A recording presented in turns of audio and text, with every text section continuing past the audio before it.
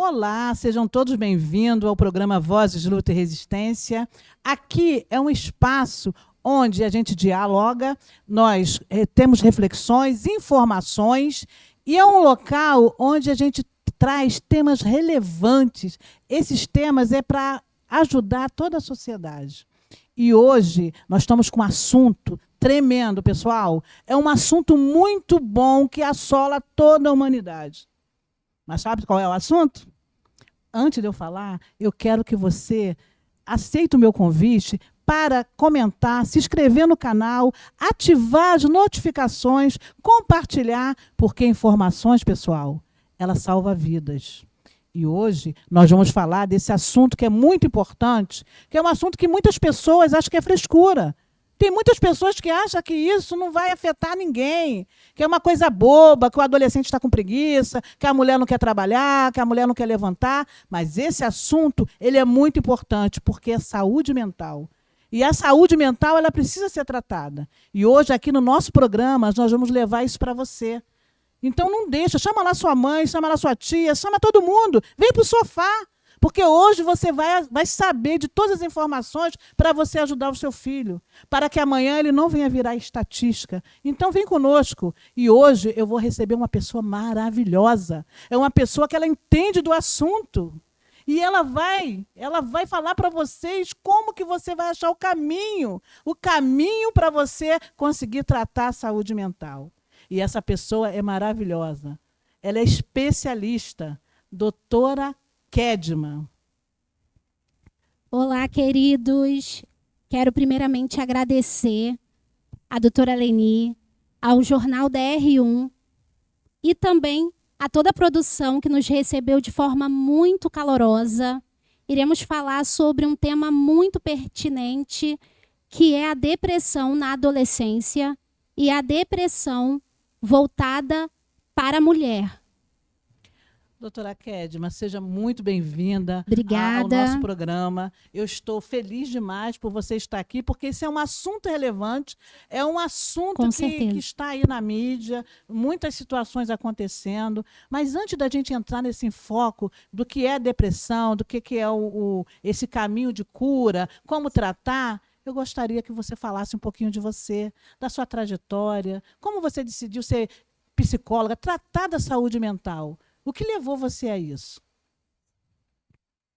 Bem, hoje eu sou recebida nessa mesa como psicóloga cognitiva comportamental, especialista em TCC, que é uma abordagem em psicologia, e também sou especialista em avaliação neuropsicológica e análise do comportamento. Porém, eu trago para vocês que me assistem hoje um pouquinho da minha história. Nasci em um contexto muito humilde, sou a terceira filha de pais que passaram por muitos problemas econômicos, financeiros, para criarem essas filhas. Chegar onde você chegou foi muito importante, porque assim, você deu a volta por cima. E foi aí que levou a sua vontade de estudar saúde mental, doutora? Sim.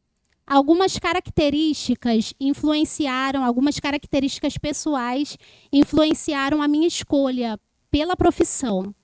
Desde muito pequena, as pessoas relatam uma sensibilidade da minha parte em reparar a dor humana, em se colocar na posição de escutar as pessoas. Eu me lembro que, por volta dos meus 6, 7 anos, a minha mãe me levava para tomar vacina no posto de saúde. E eu lembro que ela insistia para a gente ir embora e eu falava assim, mãe, aqui tem uma senhora passando por alguns problemas familiares.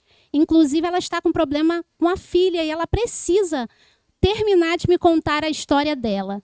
Na época, eu era muito criança, eu não tinha muita experiência para dar uma devolutiva, um conselho. Mas eu me lembro que, naquele momento, eu sentia que apenas me colocar na posição de escutar, isso ajudaria a aliviar um pouquinho do sofrimento emocional daquela senhora. Isso era muito comum no meu comportamento, mesmo sendo muito criança. Então, eu digo que a psicologia, não foi eu que a escolhi, mas ela me escolheu. Bacana isso, Kedma. E assim, a gente percebe que a maioria das pessoas que ela é escolhida para uma profissão, o jeito dela trabalhar é diferente. O jeito dela trabalhar é diferente. Ela trabalha com amor, com empatia, com carinho. E assim, eu já tive a oportunidade de ver o teu trabalho. Eu sei como que você trabalha. Você tem assim essa percepção de ver o que a pessoa realmente está sentindo. E isso aí eu digo que é um dom. Né? Você tem essa percepção e é muito importante, porque quando você recebe, né, um paciente, ele se sente acolhido. Com certeza. E eu sempre tive essa premissa de que não é mais um paciente que chega até o meu consultório com uma demanda. Eu busco favorecer um espaço onde o paciente não se sinta mais uma história, mais um sofrimento, mas que ele se sinta único, ouvido, acolhido na sua história de vida. Isso é muito importante, né? Então, assim, né, a gente já conseguimos entender um pouco, né? Você trabalha na Baixada Fluminense, que a gente percebe que é um local, né? Que tem muitas pessoas carentes, tem muitas pessoas que a mãe tem que trabalhar em emprego, o pai, e ela começa a ficar sozinha, e isso vai dando mais transtorno. Se você fizer uma escala de uma estatística, as crianças da Baixada Fluminense sofrem um pouco, né, diferenciado, porque ela fica muito tempo sozinho. Isso não quer dizer que o pessoal aqui da Zona Sul ou de outras cidades não aconteça isso. Mas, provavelmente, quem mais fica longe dos pais, a gente percebe, porque a família é a base de tudo. Então, se você tem que trabalhar muito, o que acontece? A criança vai ser educada pela televisão, pelo celular, e isso afeta a saúde mental dos adolescentes. Eu queria te fazer uma pergunta, Kedma. Como a gente pode diferenciar a depressão da tristeza? Né? Como que a gente consegue? Explica para os nossos ouvintes qual é a diferença, como que a gente pode perceber isso? Sim.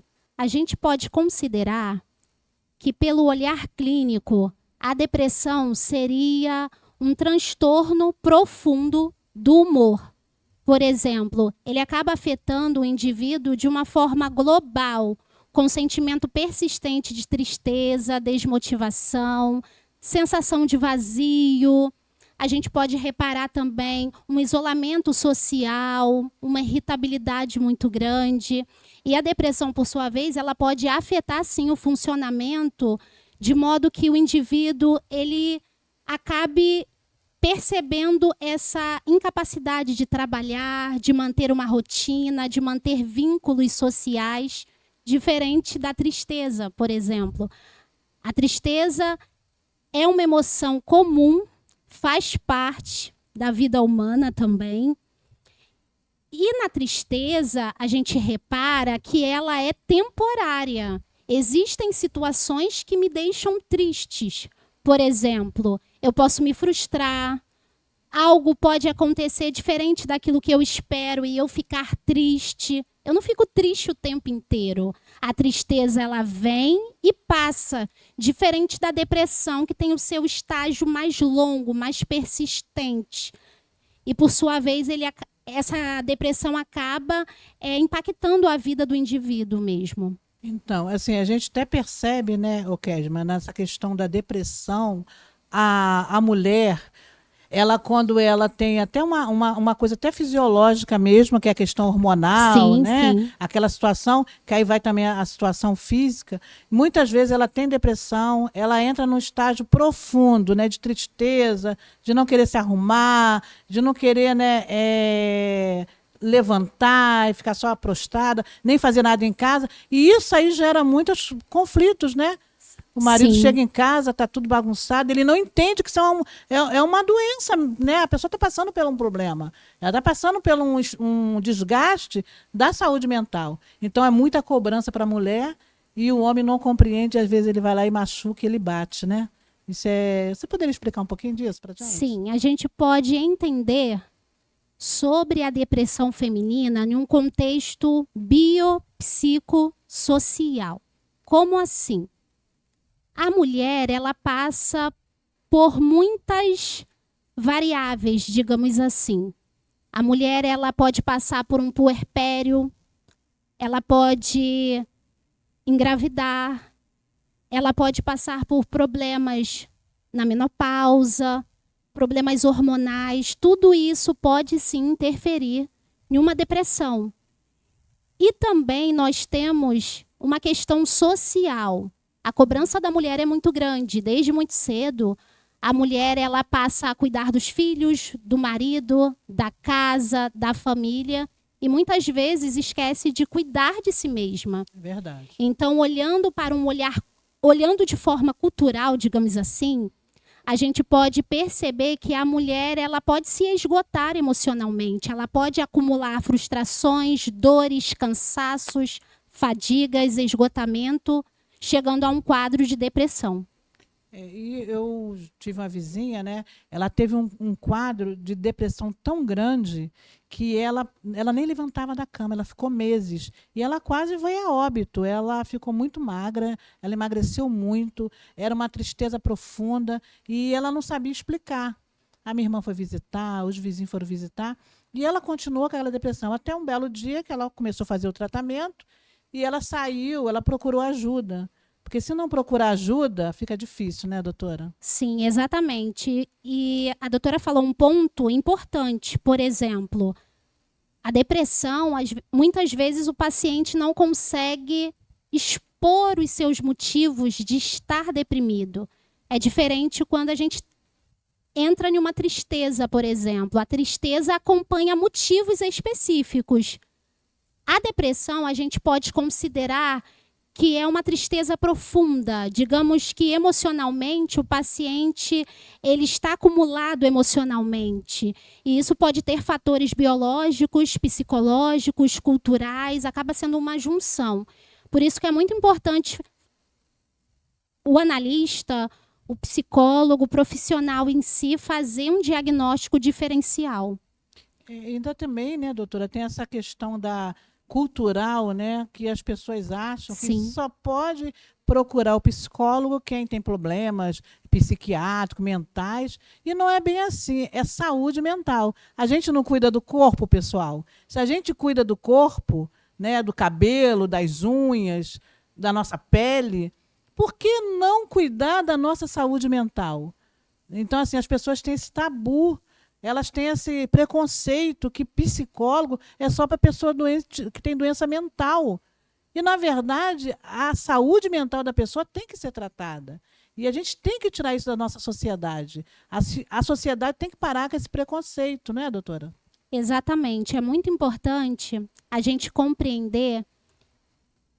Eu, na verdade, compreendo que é o meu dever, enquanto profissional de psicologia, desmistificar alguns tabus, algumas crenças. As pessoas observam muito o comportamento. Por exemplo, na depressão, a gente passa a perceber que a pessoa mudou. De repente, ela gostava de festas, eventos, e ela passa a se isolar. Era uma pessoa muito ativa e, de repente, passa a ficar com pouca energia. Então, o mais importante é a gente entender a não focar apenas no comportamento. A depressão ela é muito mais profunda. Eu trabalho com a TCC, né, que é a minha abordagem clínica em psicologia.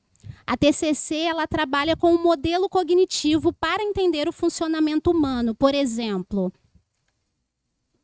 existem alguns pilares, que é a situação, o pensamento, a emoção e o comportamento. E quando a gente passa a conversar com pessoas deprimidas, a gente percebe que, na maioria das vezes, elas estão acumuladas de pensamentos pessimistas e negativos. Então, é por aí que o profissional de psicologia cognitiva passa a trabalhar, ajudando esse paciente a fazer uma reestruturação cognitiva, uma mudança de pensamento, e isso impacta as emoções, o comportamento, e aí a gente consegue ter avanços terapêuticos. Então, assim, a gente pode então perceber que essa questão, né, da pessoa estar desse jeito. Sim. E não entender, na sociedade dessa patriarcal que, né, o homem ele que pode tudo e a mulher não tem nenhum direito de ficar, né, com depressão. E isso, pessoal, não é questão, tem muitas pessoas que têm esse preconceito, não é questão de fé. Tem pessoas que são de alguma religião que ela acha que ela não pode ficar deprimida porque ela acredita num Deus ou acredita em alguma coisa que vai impedir dela ser deprimida.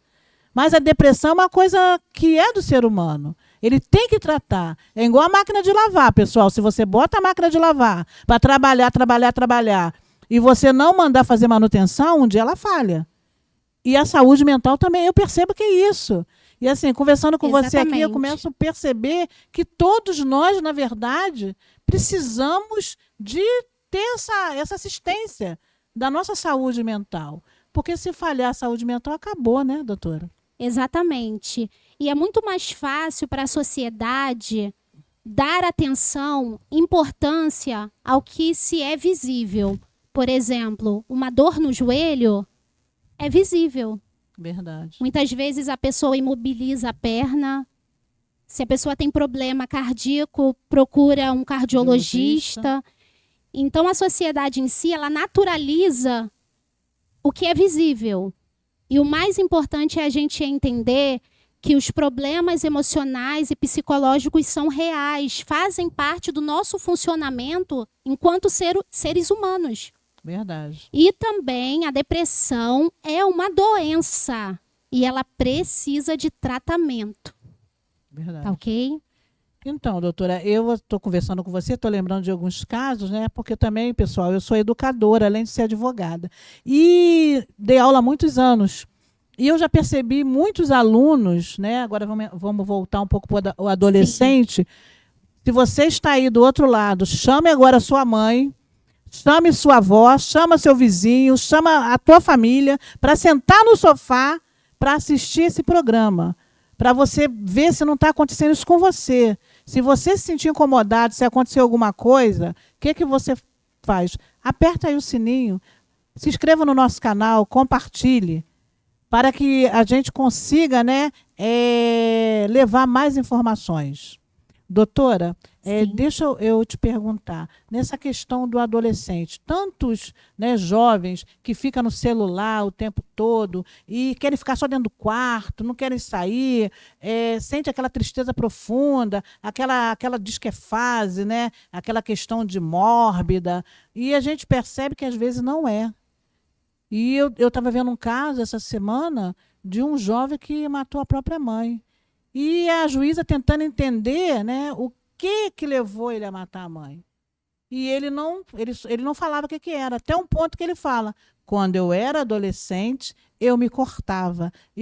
Então, se ele se cortava, ele se mutilava. Você poderia falar um pouquinho dessa questão da criança, do adolescente se automutilar, né? Sim.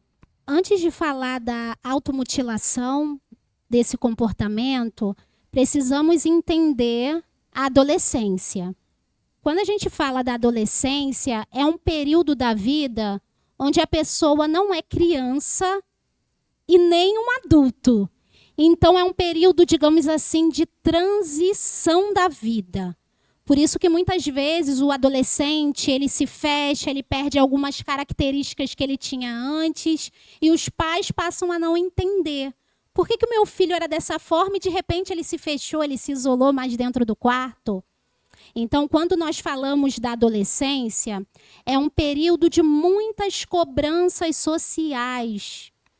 O adolescente, ele se cobra, ele se compara o tempo inteiro, inclusive as redes sociais potencializam isso, essa comparação, essa questão do corpo, do perfeito, do belo, do sucesso.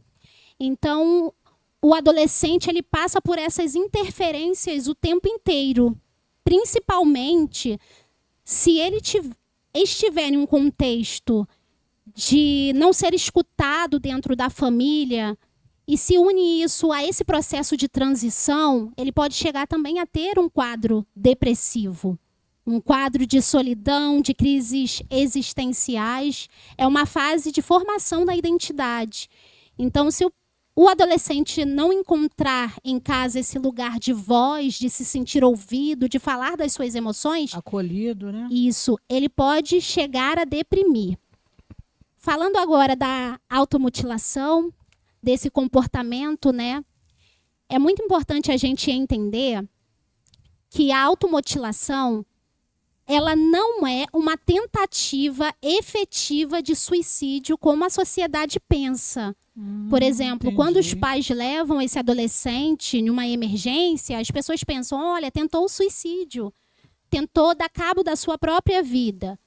Porém, na visão da psicologia, a automutilação seria uma tentativa de regulação emocional. Como assim?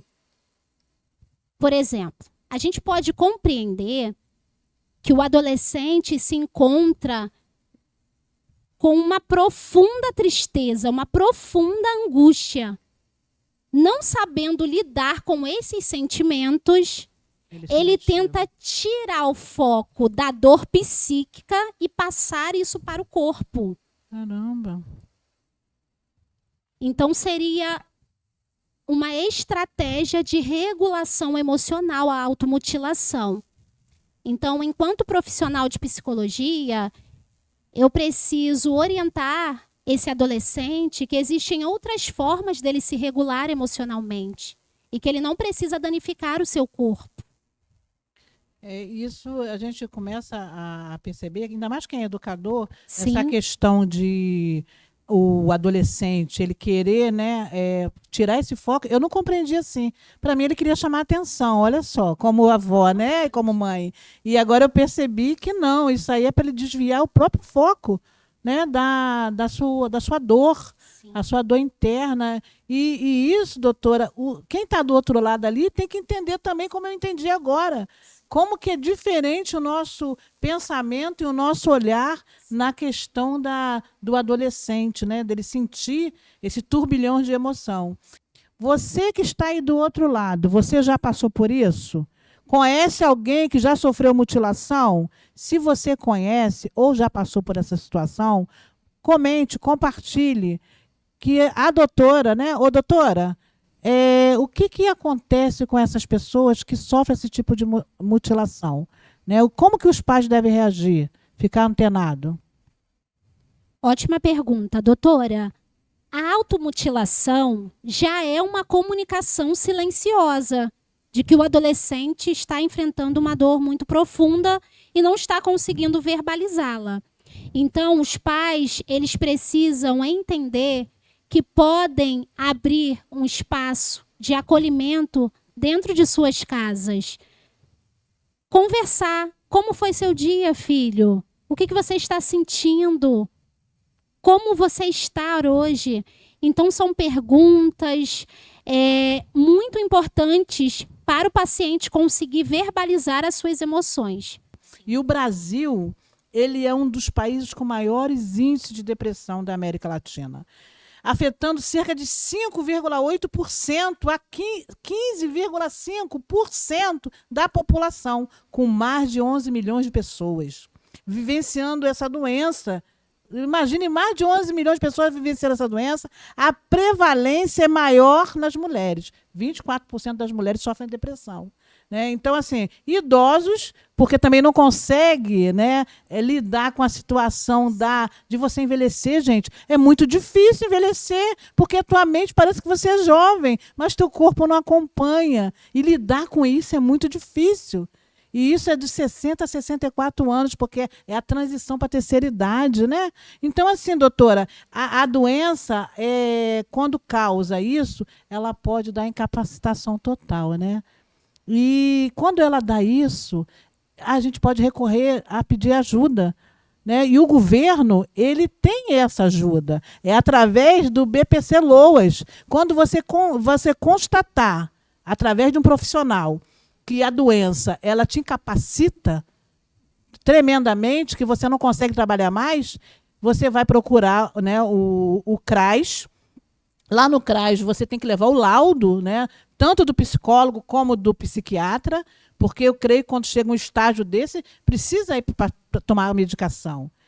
E o governo ele está dando, né, esse benefício para quem não tem condição de arcar com o seu tratamento, porque é um tratamento longo e doloroso. Sim. Né, doutora? Então, assim, tem pessoas que não têm condições de ter uma doutora Kedma na vida. E ela precisa recorrer ao SUS, Sistema Único de Saúde. E o governo, né, ele tem isso. Tem nos postos de saúde psicólogos, tem também no CAPS, né, doutora? Sim. Então, a senhora puder dar essas informações para o pessoal público que está lá do outro lado? Sim. A senhora atende também no consultório, né? Que eu sei. Sim. Mas assim, a gente dá ajuda ao pessoal que não tem condição. Sim, hoje eu atendo de forma online, atendo no consultório em São João de Meriti e também no Shopping Nova América, no Shopping Nova América, no Rio. Mas a gente precisa passar mais informações para você que não tem no momento condições de investir em um tratamento psicológico para o seu filho, para o seu adolescente. Então, hoje, as pessoas elas podem recorrer ao CAPS da sua cidade, do seu município. Ela pode procurar algumas universidades privadas, elas oferecem atendimento psicológico de forma popular, tá? Então, doutora, e a gente vê, eu conversando com você hoje, eu percebi que essa questão de cuidar da saúde mental é para todos. Com certeza. Não é só para adolescente que está se mutilando dentro do quarto, que está isolado, porque a pandemia ela trouxe essa questão. Porque nós ficamos isolados. Sim. Então, assim, lidar com o isolamento, por exemplo, eu sou uma pessoa proativa, eu fico o tempo todo trabalhando. Quando eu tive que trabalhar em home office, eu senti isso. Você não poder sair na rua, conversar com os amigos, conversar com os colegas. Para mim, que sou uma pessoa que já estou caminhando para a terceira, imagine os jovens, imagine meninas, né, adolescentes. Então, assim, foi muito difícil.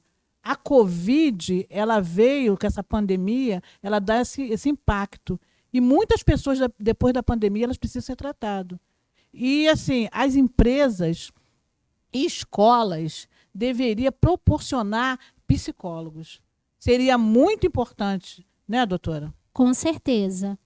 Os dados, a gente percebe que são alarmantes. Eu fiquei impressionada. Pós-pandemia, nós percebemos, assim, que os números cresceram de forma muito absurda. Isso tem que nos dizer alguma coisa.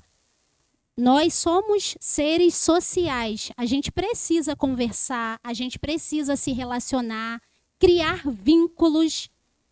E existem alguns estudos que falam que quando a gente tira isso das pessoas, elas passam a falar sozinhas. A gente precisa conversar, a gente precisa dialogar. Então, a pandemia, ela só evidenciou algo que precisa ser visto, que é a saúde mental. Verdade. E isso pode ocorrer em qualquer pessoa, seja adulto, criança, idosos, adolescentes. Não tem idade, não tem classe social, não tem credo. É verdade. Qualquer pessoa pode mercê, enfrentar essa doença. E, Tá ok? e, doutora, assim, o que eu percebi também na questão das mulheres, Sim. esse mês é o mês de março, é o mês que a gente homenageia todas as mulheres. Então, assim, o que eu percebi que os homens estão matando demais. Por mais que tem lei que vai condicionar ele para ele parar, ele avança. Sim. E muito dessas pessoas, às vezes, ela tenta, não consegue, graças a Deus, chegar ao feminicídio. Mas quando ele sai dali, quando ele vai preso, ele precisa, quando sair de lá, ele ter um tratamento psicológico. Né? E assim, até tem em algumas unidades essa questão. Mas o que eu percebi, um preso, que eu sou criminalista, ele precisa fazer isso. Ele foi condenado, ele precisa fazer isso. Então, o que ocorre? Ele demora muito. Demora demais para poder ser chamado. Às vezes, demora 1 ano para ele ter uma sessão. E como é que pode? Eu, quando escrevi um livro, que eu escrevi esse livro, Vozes de Luta e Resistência, eu falo da juíza, Renata Travasso. Ela foi pioneira na Baixada Fluminense para trazer essa questão de os homens serem ouvidos. Porque o homem ele só muda quem ele vai agredir, mas ele vai continuar agredindo. Então, ele ter esse tratamento. A gente vai coibir, né, botar ele preso e tal, Sim. mas ele precisa ter esse tratamento. Como a mulher também. A mulher que passa por uma violência doméstica, ela precisa de um tratamento. Uma criança que vê o seu pai assassinar a sua mãe, ela precisa de tratamento. Então, assim, o psicólogo hoje, ao meu ver, nessa sociedade, ele é ele é primordial. E as pessoas elas têm que entender, têm que se conscientizar que a depressão ela precisa ser tratada, tá? E assim, a gente compreendemos que tem a sua data, né, de fazer a questão de você parar aquele tempo, que é no dia 10 de outubro, onde que há a conscientização para a depressão, né? E assim, o Senado ele está antenado nessa questão da saúde mental das pessoas, tanto que o governo, né, já está saindo em frente para essa questão de dar continuidade de tratamento, né, as prefeituras dão assistência, o governo, e precisa a gente enfocar em políticas públicas. Com certeza. Para poder mudar a história da sociedade. Sim. Porque é melhor você prevenir do que você deixar lá na frente uma criança, um adolescente, uma mulher ou um homem que chega a matar. Sim. A prevenção, então a gente precisa mudar. Por isso que eu sempre bato nessa tecla. Como que a gente muda isso? É quando a gente aperta o dedo e a gente vota. Então isso tem que ser mudado. A gente tem que mudar a história do nosso país. E como que a gente muda isso? É a gente escolhendo bem os nossos políticos. Quem vai nos representar? E é através de quem? Na hora que a gente vai votar. Se você não vê quem você vai votar, quem vai te representar, o vereador, o deputado, o senador, a gente não consegue. Entendeu? Então, assim, essa questão nossa sociedade está doente. Eu fiquei horrorizada quando eu vi a menina dizer que ela se sente um cachorro. Uma influência dizer que ela é uma cobra e ela rastejar pela cidade. Gente, isso não é normal. Essas pessoas precisam de ter esse alerta. E a nossa sociedade ela precisa de vocês, de pessoas que vão dar o caminho. Né? É um caminho árduo, é um caminho doloroso, mas que nós precisamos. Né? A gente precisamos caminhar com isso aí. Porque uma pessoa dizer que ela é um cachorro e querer disputar a ração do meu pet, aí não dá. Então a gente tem que ficar... A gente percebe que a saúde mental do jovem está difícil. Entendeu? Então, doutora, eu gostaria, né, de saber como que você vê essa questão. Sim. A questão do feminicídio, ela nos assusta, não é verdade? Muito, muito. Estamos muito. no mês de março, mês de conscientização da mulher. E muitas mulheres estão morrendo. Verdade. A gente precisa fazer alguma coisa. E Urgente. aqui é um lugar que nos dá voz para isso. Isso aí. O feminicídio, a gente precisa compreendê-lo em uma esfera cultural, porque as pessoas querem entender. Por que homens estão matando as mulheres no seu contexto familiar? O que está acontecendo? Seria uma patologia? Um transtorno? O que seria? Qual o motivo de tantas mulheres no século XXI vir a óbito? Quando a gente pensa na sociedade, infelizmente ainda temos uma influência muito grande do patriarcado, do machismo. Eu sou mãe e eu penso que o meu papel, o meu dever não é só enquanto profissional de psicologia, também na minha maternidade. A forma como eu faço meu filho entender como ele enxerga uma mulher. O feminicídio seria isso, seria objetalizar a mulher, reduzi-la a um objeto. Verdade. O objeto, se ele quebra, ele não me tem mais serventia. Se eu percebo que ele está danificado ou que ele não vai ser meu, eu posso jogar fora. A mulher é uma vida. A mulher, ela... Muito bem colocado. Ela gera vida, né? Gera vidas.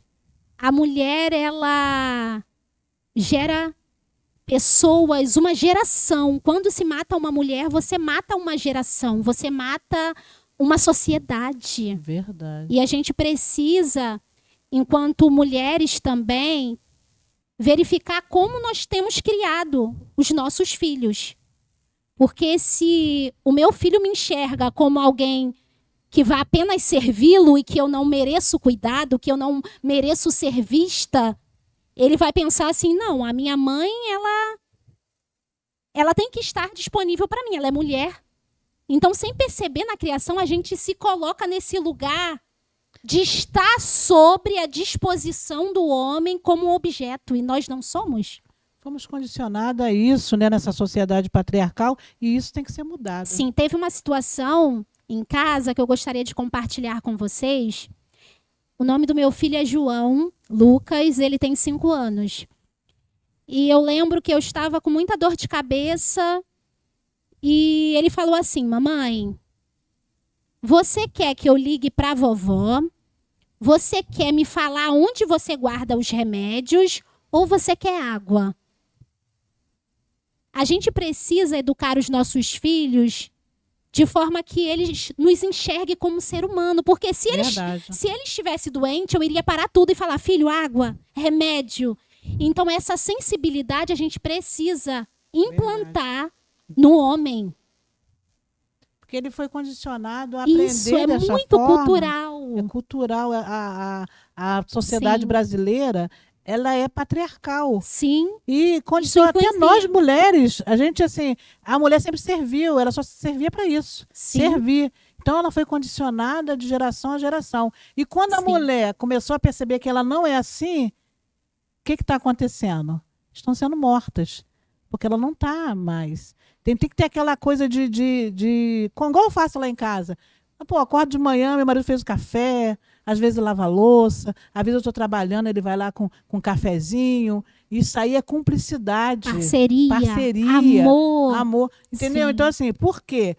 Desde o início, sempre me enxergou não como objeto, mas como a pessoa como humana, entendeu? parceira. E isso tem que ser ensinado. Entendeu? Tem que ser ensinado essa questão.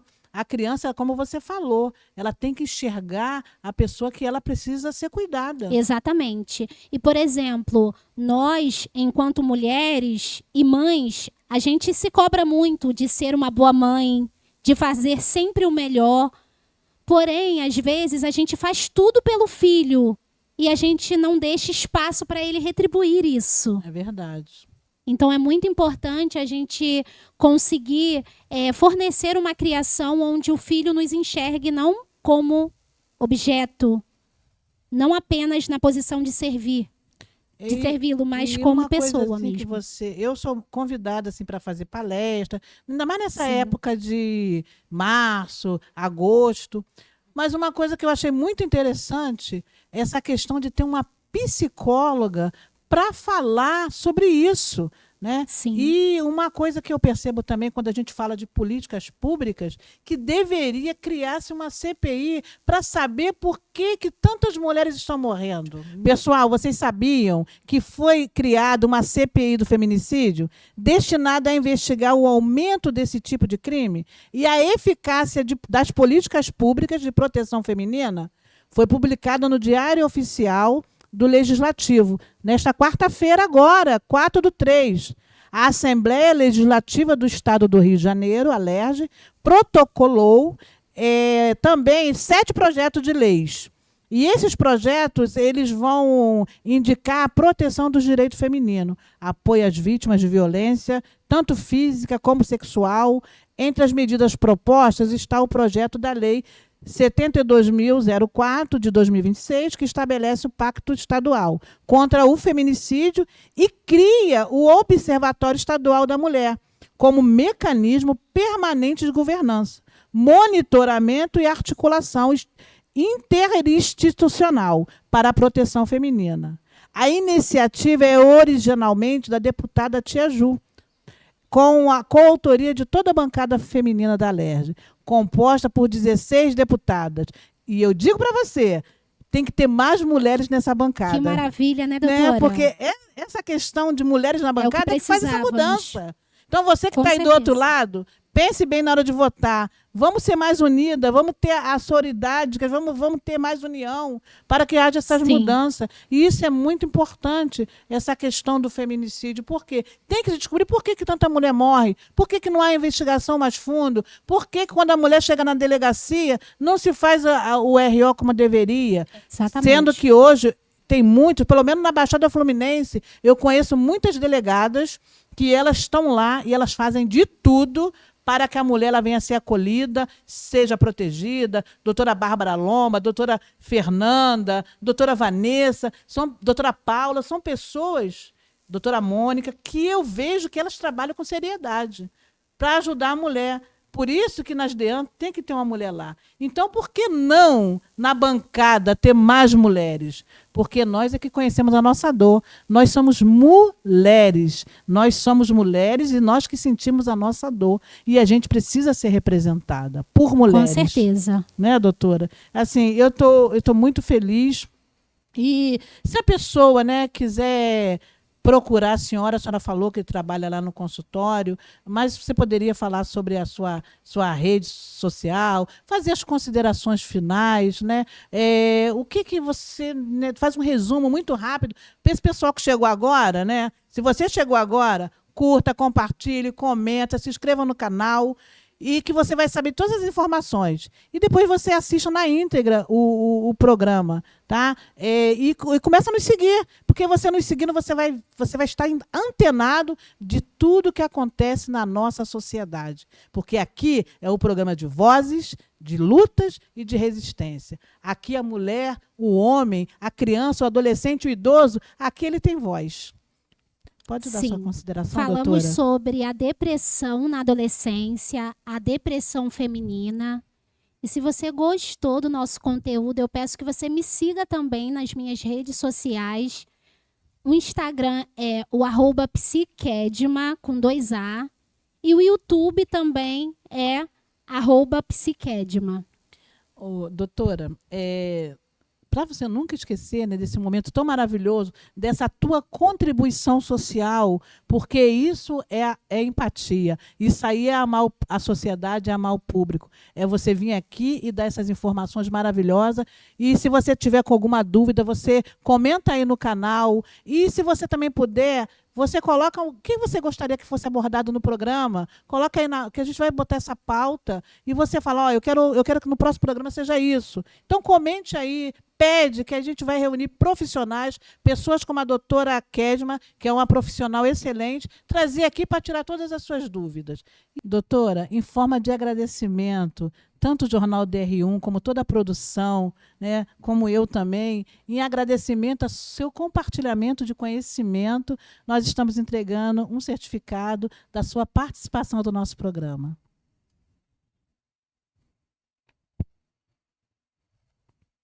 Receber um diploma desse enche o meu coração de alegria.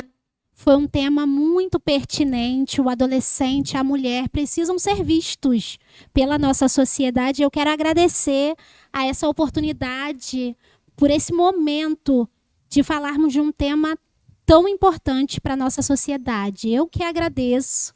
Eu que agradeço de poder estar com vocês, a toda a produção, equipe. Foi maravilhoso. Muito obrigada. A gente vê nos seus olhos, na sua paixão, no seu amor de entender a saúde mental, é como se fosse entender a alma, entendeu? Então, assim, se você gostou, não deixa de seguir o nosso jornal. E eu gostaria de falar com vocês que no próximo programa nós vamos ter outros assuntos, só que eu não vou falar agora não. Você vai seguir o nosso canal, vai ativar as notificações, que aí você vai saber o que vai acontecer no próximo programa. Tá bom? Assim, aqui no programa eu deixo para vocês que nós aqui se preocupamos em passar informação com seriedade, responsabilidade, porque o programa Vozes, Luta e Resistência é para dar voz quem quer ter voz. Muito obrigado por esse programa, pela sua presença, doutora. Eu te agradeço imensamente por você participar conosco aqui e compartilhar o teu conhecimento. Eu agradeço a você que está nos assistindo e aguardo no nosso próximo programa, Vozes, Luta e Resistência.